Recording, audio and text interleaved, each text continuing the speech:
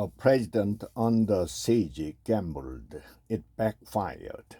In choosing to declare martial law, South Korea's leader miscalculated badly. For Yoon, the unpopular president of South Korea, things appeared to get worse with each passing day. Thousands of doctors had been on strike for almost a year to resist his health care reforms. The opposition in Parliament repeatedly pushed for investigation of his wife and the impeachment of his cabinet members, accusing them of corruption and abuse of power. And the lawmakers blocked many of Mr. Yoon's bills and political appointments. On Tuesday night, Mr. Yoon took a desperate measure, his boldest political gamble, which he said was driven by frustration and crisis.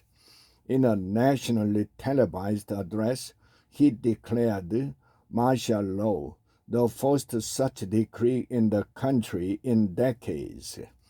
The declaration banned all political activities, civil gatherings, and fake news in what he called an attempt to save his country from pro-North Korean and anti-state forces, but it ended almost as abruptly as it had started.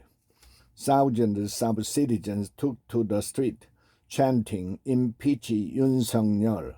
Opposition lawmakers climbed the walls into the National Assembly, and citizens pushed the police back. Parliamentary aides used furniture and fire extinguishers to prevent armed paratroopers from entering the Assembly's main hall. Inside, lawmakers who included members of Mr. Yoon's own People Power Party voted unanimously to strike down his decree of martial law. 6 hours after declaring it, Mr. Yoon appeared on television again, this time to retract his decision. It was the shortest lived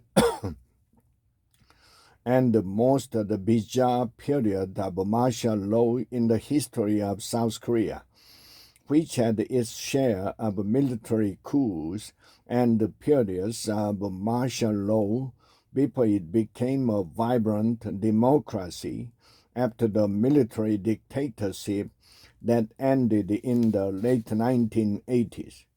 In the end, driven by his own impulsiveness and surrounded by a small group of insiders who seldom said no to a leader known for angry outbursts, Mr. Yoon shot himself in the foot, according to a former aide and political analyst.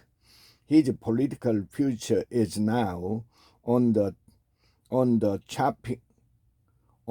chopping block, thrusting one of the United States' most important allies in Asia into political upheaval and leaving many South Koreans in a state of shock.